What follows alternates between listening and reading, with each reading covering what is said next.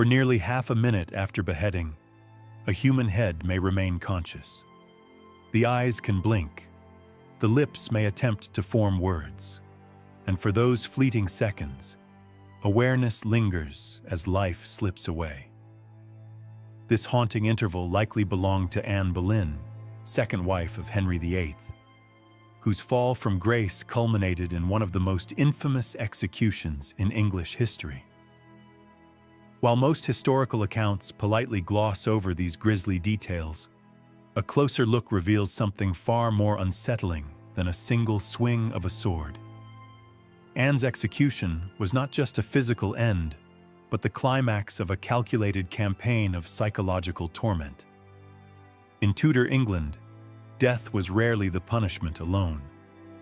It was often the final act of humiliation, crafted as carefully as a play, staged for both spectacle and warning. Anne wasn't executed simply for treason. Her last days were engineered to dismantle her spirit piece by piece. What unfolded was not just a death sentence. It was Henry VIII's deliberate erasure of a woman whose influence had grown inconvenient. By May 19, 1536, Anne had already spent 17 days locked within the Tower of London. That same fortress had once prepared her for glory, as only 3 years earlier she had ascended to the throne as Queen of England. But now, the halls where she had once dreamed of majesty had become a prison of despair. Henry dragged out her agony by repeatedly postponing her execution. Even his decision to summon a French swordsman instead of the traditional English axe, often framed as an act of mercy, only heightened the drama of what was to come. Despite this cruel anticipation, Anne displayed a startling composure. Witnesses described her demeanor as almost cheerful, smiling and joking in her final hours. Psychologists today might recognize this as dissociation, a mind's desperate defense mechanism in the face of unbearable trauma. Anne herself even quipped that she was but a little neck, making light of her impending fate with gallows humor. Yet beneath her forced cheerfulness, the emotional torment was immeasurable. She knew the accusations: adultery, incest, conspiracy to kill the king, were manufactured lies designed to strip her reputation bare. The chilling truth was that Henry VIII sought more than her death. He sought to erase her entirely. Anne's accomplishments were to be discredited, her memory wiped from history, and most crucially, the legitimacy of her daughter Elizabeth dismantled. Her execution was not just the end of a queen. It was a public spectacle meant to convince England that she had always deserved disgrace. In the weeks before her death, scandalous rumors painted Anne as a seductress and traitor. The tales were so outrageous, they would have been laughed out of any fair court. Yet in Henry's England, they became tools of propaganda. The morning of May 19th was uncharacteristically bright in London, a cruel contrast to the darkness awaiting Anne. The night before, she had tried to pray, but sleep refused her. Records show she requested the sacrament at 2 in the morning, kneeling before it for hours. By dawn, she had been awake nearly 24 hours, exhausted, fearful, and yet strangely animated when summoned from her chambers. Reports describe her laughing with her attendants, a sign less of serenity and more of a mind unraveling under crushing stress. Her execution had been delayed several times, a tactic Tudor authorities often used as psychological torture. The uncertainty of not knowing when the axe, or in this case, the sword, would fall gnawed at prisoners more than death itself. When the time finally arrived, Anne was escorted down hallways she had once walked as queen. No courtiers bowed in respect now. Guards accompanied her only to ensure there was no escape. Those who once fawned over her watched with cold indifference, eager to distance themselves from her disgrace. At Tower Green, the scaffold stood ready, Unlike the towering platforms often dramatized in films, Anne's was barely 3 feet high. This low construction stripped her of dignity, forcing her closer to the jeering crowd. What should have been a solemn event was instead a carnival atmosphere, deliberately staged to amplify her humiliation. The execution was theater, a performance designed to terrify anyone, especially women, who dared rise above their rank. Before kneeling, Anne was granted the customary chance to speak. This was not mercy, but tradition, and her final words had to tread carefully. She told the assembled crowd, "Good people, I am come hither to die according to the law, and thus yield myself to its judgment." On the surface, these words seemed submissive, an acceptance of her fate. But beneath the veneer was a subtle defiance. By acknowledging the law without confessing guilt, Anne cleverly undermined the very charges that condemned her. Most notable, however, was Henry's absence. Unlike the cinematic scenes of kings watching their enemies fall, Henry remained at Whitehall Palace, waiting for confirmation of Anne's death. His thoughts were not of the woman he had once adored, but of Jane Seymour, his soon-to-be third wife. Anne's death was a mere formality, clearing the path for his next marriage. The French swordsman, brought at great expense, added another layer of cruelty. In England, an axe often required several blows to sever the head, but the sword was swift and precise. This meant Anne would die at the hands of a stranger, her final moments entrusted to someone who had never served her court, a symbolic stripping away of even the intimacy of her own homeland. Tradition dictated a blindfold. While often described as an act of mercy to spare the victim from seeing the blade, in practice it served a practical function, to prevent the condemned from flinching or moving. Anne did not lie her head upon a block. Following French custom, she knelt upright, requiring immense stillness as the executioner prepared his strike.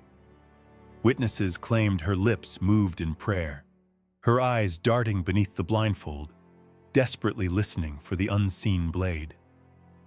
The terror of waiting for death, not knowing the exact instant it would come, was a form of torture all its own.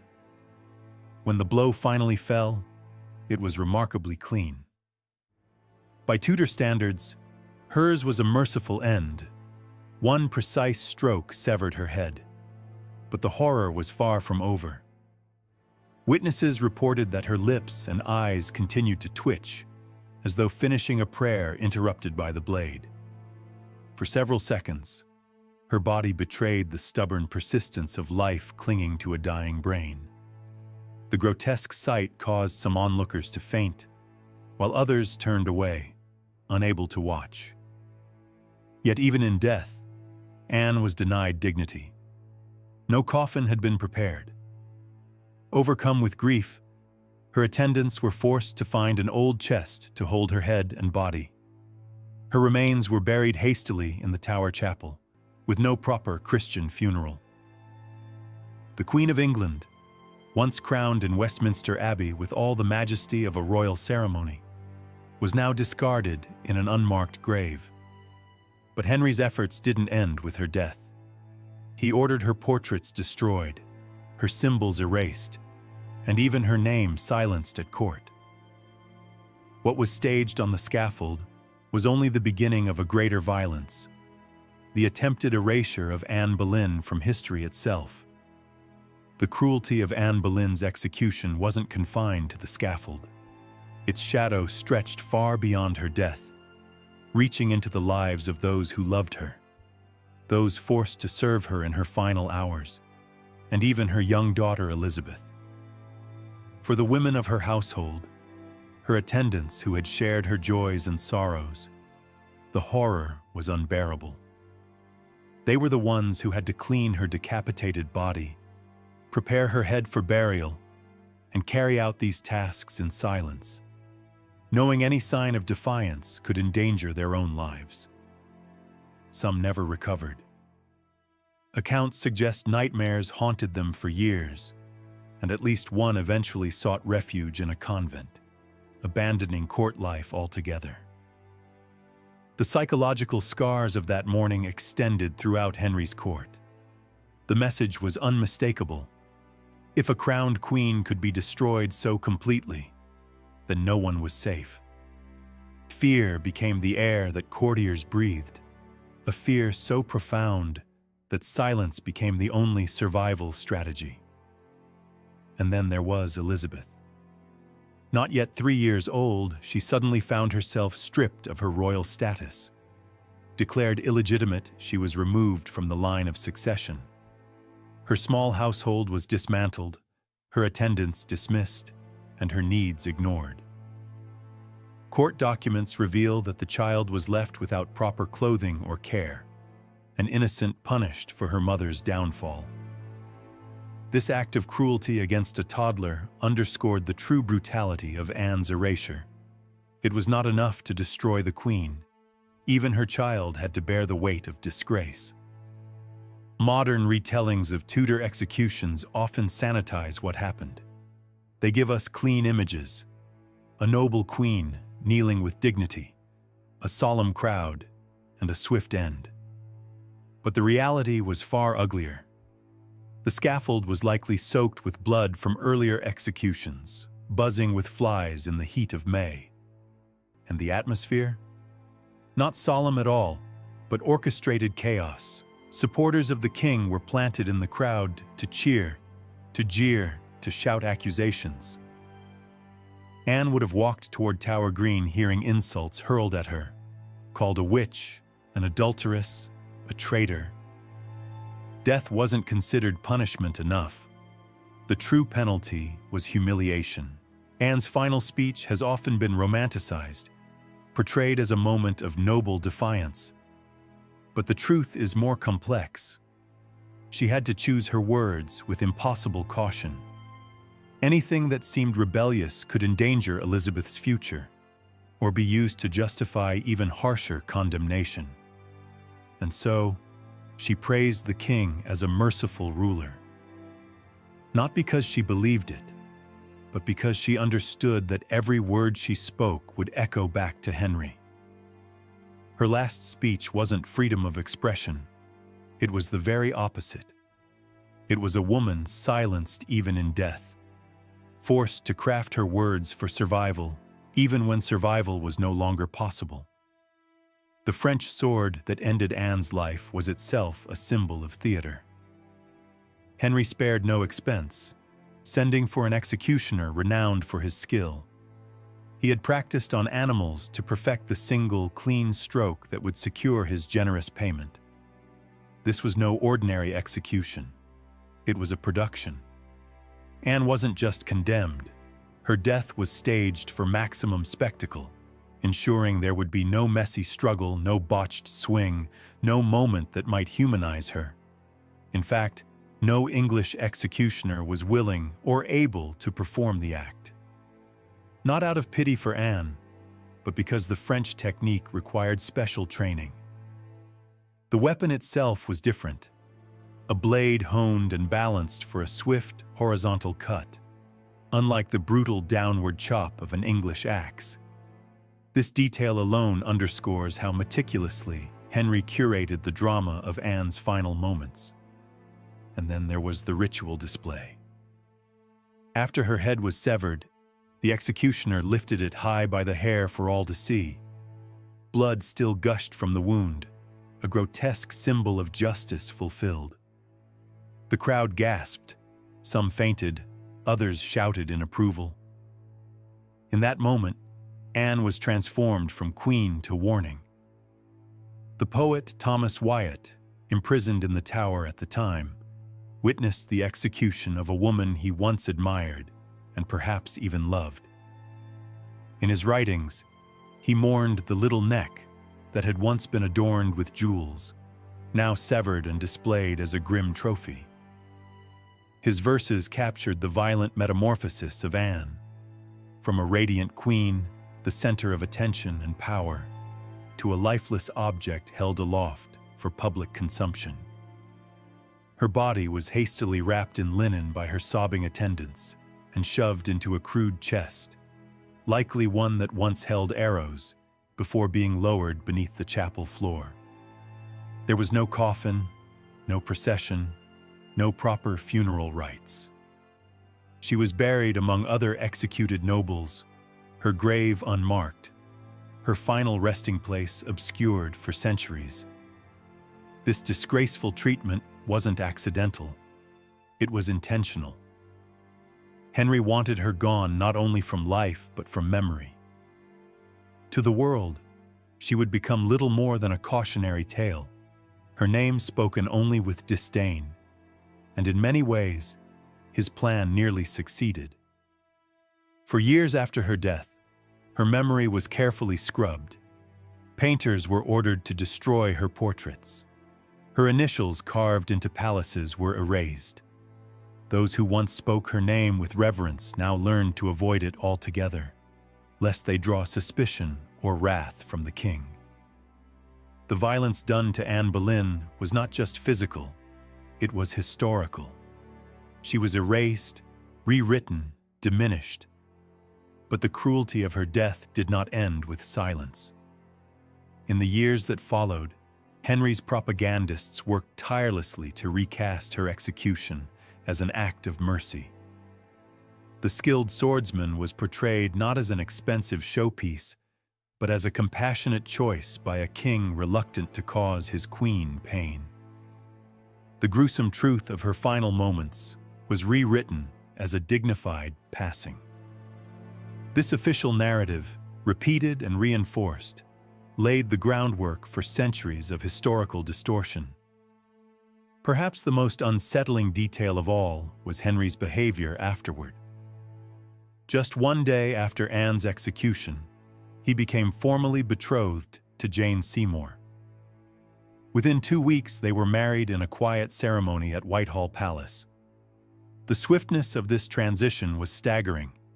For Henry, Anne's death was not a tragedy, but a solution, a convenient removal of a political problem. She had failed to give him a male heir, and so she was discarded, replaced almost immediately by a woman he hoped would succeed where Anne had not. The speed with which life resumed at court is disturbing even to modern eyes. There was no pause, no mourning, no acknowledgement of the loss of a queen. For Henry, her death was merely a step in the relentless pursuit of dynastic security. Anne Boleyn's execution was not just about death, it was about control. In the weeks leading up to her final day, she endured methods we would now recognize as psychological torture. Thomas Cromwell, Henry's chief minister and the architect of the charges against her, ensured she was broken before she ever reached the scaffold. She was interrogated relentlessly, isolated from allies, deprived of sleep, fed misinformation designed to twist her sense of reality. These tactics, eerily similar to modern psychological warfare, left her fragile and disoriented. By the time she stepped onto Tower Green, Anne's resistance had been systematically dismantled. The execution itself was surrounded by unprecedented security. The tower's garrison was doubled, additional guards stationed throughout the grounds. This was not to prevent her escape, but to ensure no sympathizers could intervene. The show of force served another purpose: to intimidate anyone who might still harbor loyalty to Anne, forcing them into silence. Even the timing of her execution was carefully chosen. Rather than dawn, it was staged mid-morning, ensuring maximum attendance. Nobles gathered on Tower Green, while ordinary Londoners caught glimpses and spread the word. And when the sword fell, church bells across the city rang, announcing her death as though it were a triumph. What should have been a private tragedy was transformed into a public drama, choreographed to reinforce royal authority. Anne was not alone in her downfall. Days before her execution, 5 men, including her brother George, were put to death on charges of adultery with the Queen. Their deaths set the stage for hers, making her guilt appear unquestionable. This tactic mirrored the show trials of later centuries. Execute the supposed accomplices first, leaving the main accused with no defense, no hope, and no one left to contradict the official narrative. To call this one of Tudor England's most ruthless spectacles is no exaggeration. 6 lives ended, reputations shattered, and all of it based on evidence so flimsy it would collapse under even the lightest scrutiny today. But Henry's government controlled not only the courts, but the story itself. And with power over narrative comes the power to define reality. Even centuries later, the truth of Anne's execution remains clouded. Records conflict over where exactly the scaffold stood. Some memorials mark Tower Green, others suggest different sites within the Tower grounds. This physical uncertainty mirrors the way her story has been shifted, reshaped, and romanticized over the years. The sanitized version, a graceful queen meeting her fate with quiet dignity, bears little resemblance to the brutal reality of manipulation, defamation, and calculated cruelty. The tragedy of Anne Boleyn is not simply that she was executed, it's that she was nearly erased, her reputation trashed, her accomplishments minimized, her very existence almost wiped from history. What makes her story so chilling isn't the swift stroke of the sword. It's the campaign of humiliation, the destruction of identity, and the attempt to extinguish her memory altogether. From a psychological perspective, Anne's ordeal reads like a textbook case of state-sponsored gaslighting. She was accused of crimes so outrageous, incest, adultery with multiple men, even plotting to poison the king, that they strain belief. And yet, through relentless propaganda, intimidation, and control of the courts, Henry's regime convinced much of England that she was guilty. This deliberate manipulation of truth was perhaps the cruelest cut of all. 500 years later, the fascination with Anne Boleyn endures. Her story is not just about a doomed queen, but about the terrifying reach of absolute power. Her death was not the conclusion of her life, but a performance designed to legitimize a king's desires and reshape history itself. The horror lies not in the drop of the blade, but in what it reveals about power. The ability to destroy a person not only physically, but mentally, emotionally, and historically. And yet, in the end, Henry's attempt to erase her failed. The daughter he disowned, Elizabeth, would rise to become one of the greatest monarchs England has ever known. The very child Henry tried to strip of legitimacy became the ruler who defined an era, the Elizabethan age. Anne's greatest legacy was not her tragic death, but her daughter's reign, a reign that proved the power Henry sought to suppress could never truly be silenced. Today, as we revisit the grim reality of Anne's final days, we are reminded of more than just a queen's fall. We see the machinery of propaganda, the cruelty of power unchecked, and the fragility of truth in the hands of those who seek to control it. Anne Boleyn's story endures because it forces us to confront uncomfortable questions about authority, justice, and the rewriting of history. In the severed head of Anne Boleyn, we find more than a cautionary tale about Tudor cruelty. We see a warning that echoes through the centuries, that when power is absolute, truth itself becomes the first victim.